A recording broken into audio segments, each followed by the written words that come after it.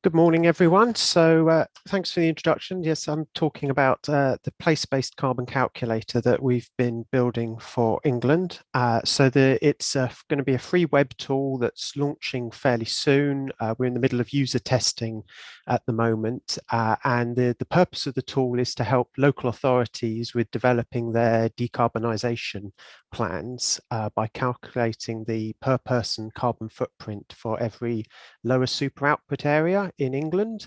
So lower super output areas are sort of neighbourhoods with a population of about 1,500. So there's quite a lot of spatial detail in here. And as I said, it's primarily aimed for local authorities, but it's going to be freely available to everyone. And we hope that they'll get some sort of public engagement and sort of community activism as well. So before I get into the detail of sort of how it all works, I think it's worth reflecting on why we think a place-based approach to carbon footprinting is useful. We hear a lot about sort of national carbon footprints and individual people's carbon footprints, less so about the place-based ones. But we think it sits in a nice sort of middle point from a policy perspective. Trying to think about how you change the carbon footprint of a whole country can seem very daunting, at a very big scale activity. Trying to get individual people to change their behavior can also be quite difficult.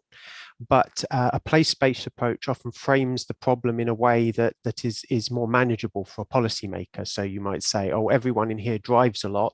Why do they drive a lot? They have very poor access to public transport. Oh, well, that's something a policymaker can fix. And then there's increasing understanding that policy can't be a sort of one-size-fits-all. And decarbonisation policy needs to be localized and customized for the situations people find themselves in. So we should emphasize we're not the first people to put carbon footprints on a map. Here's a good example from the USA doing a similar thing. There's also been previous attempts to do this in the UK for local authority carbon footprints. I think where we're really seeking to differentiate is we're using much more of a bottom-up approach, so trying to get as much data about what's going on at a very local level. This example from the US is used sort of factors like income, which are very good predictors of carbon footprint, and use that to distribute a national footprint down to the local level, whereas we're sort of doing the opposite, starting with all the local behavior and adding that up to a carbon footprint. And we also want to really push forward the level of the sort of data visualization and interactivity to make this a really useful tool that garners policy change and decarbonisation, rather than just a paper that sort of sits on an archive and's never looked at again. So in terms of those goals, I think we've done a pretty good job, especially with the emissions related to housing and related to transport. We've got those really well localized. We're very pleased with that. Alina, I think, did a really good job of explaining all the different bits of the carbon footprint in the previous presentation. We've grouped all what we call other, which is about a third of our carbon footprint. And that we've used a bit more of a traditional top-down approach. But those are the things that are much more driven by income, and place is less important. So they need to be in there, otherwise the carbon footprint will be incomplete. But we're sort of happy with the approach we've taken so far. And as I said, it's also really important to us to put in as much context and background information. So it's not just what your carbon footprint is, but you've got all the explanatory variables in there so that policy makers can make real decisions. So in that vein, it's not just a map of carbon footprint or even multiple maps. It's a kind of a fully fledged tool. You can click on any LSOA and you get this sort of pop-up report card. There's lots of additional information to help policymakers understand those carbon footprints. We have about 300 pieces of information for every lower super output area. So there's an awful lot of detail in the tool. And we're also trying to, because there's so much data, make it as accessible and understandable as possible. So we're doing a lot of graphs, a lot of interactivity. And we've also been given the carbon footprints a grade, because we found that 1,000 kilograms of CO2 is quite abstract. It's difficult for people to wrap their head around what that means. And so we've been giving them grades relative to the average area in England, and that is easier for people to sort of latch onto. And you also get some sort of interesting effects. So, for example, this report card here on the left-hand side, the top grade is a D+ for the total carbon footprint for that area, which means just above average, so pretty unremarkable location. But when you start to look at the breakdown of the different parts, we get A grades, F grades, C, D+, and that starts to show you that, you know, this carbon footprint isn't uniform across the area. There are certain parts of the carbon footprint that you might want to focus on in any particular area.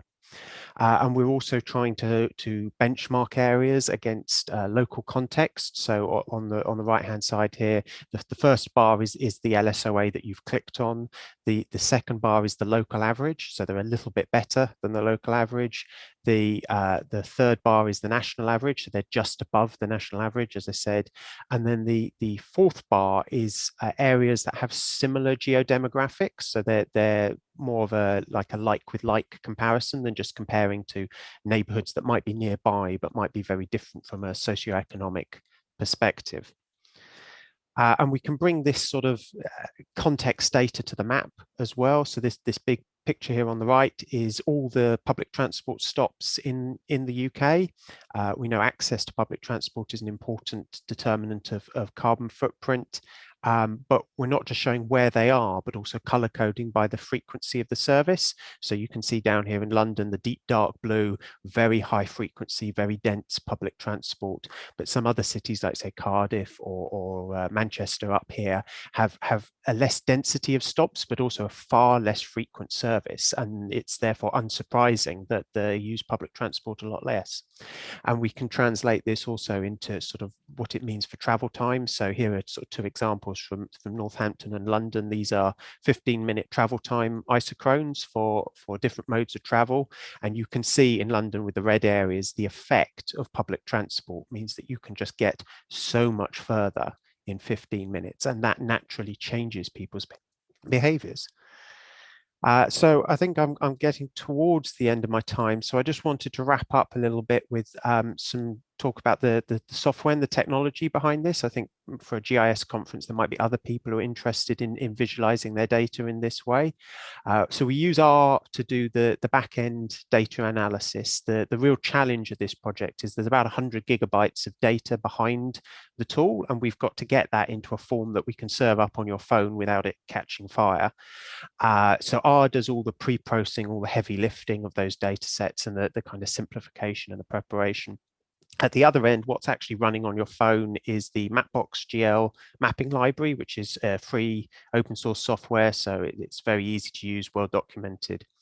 But the secret sauce in the middle that makes it all work is the Tippecanoe, this Mapbox program, which is also free software that converts GIS data into these vector tiles.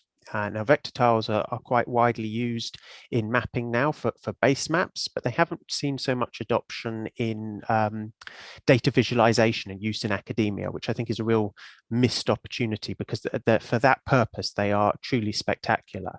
And we're able to compress sort of hundreds of gigabytes of data into really small files, really intelligently, and serve them up. And it works really well on a phone or on a tablet, as well as on a big desktop. And because I think this should get a bit of wider attention in the academic community, I've been putting together a bit of a tutorial, a collection of tips and tricks, which are on GitHub at this link. It's not quite finished yet, but there's some stuff there already. And if you're interested in this kind of stuff, I'm very happy to talk to people about it. So I think I will wrap up there to make sure that there's a bit of time for questions, and say thank you for listening, and look out for the announcement on the CRED's website when we launch the tool in June. So thank you very much.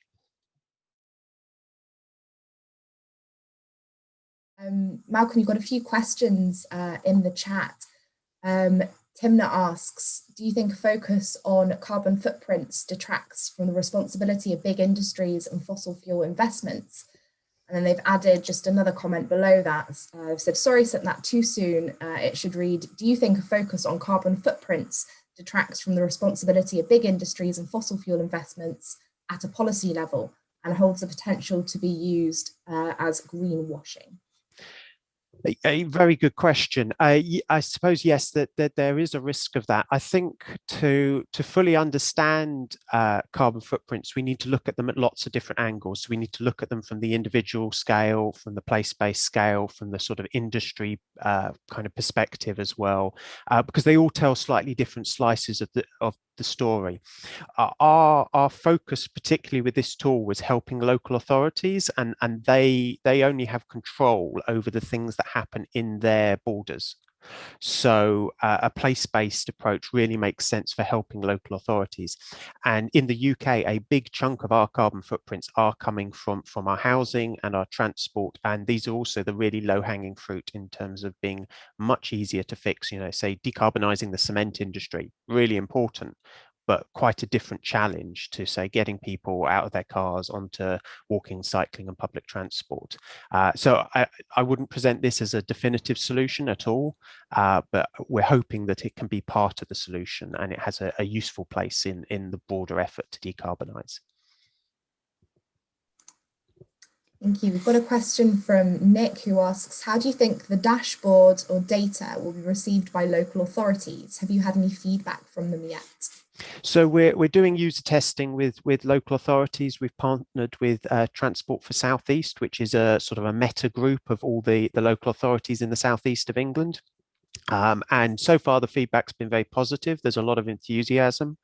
About 3/4 of local authorities have declared a climate emergency, but they're starting to realize they've done this and they don't actually know what it means in practice.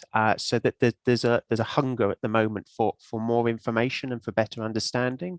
And so far, the response has been very positive, but we're still going through the user testing. So there's lots of refinements and improvements to be made before we launch.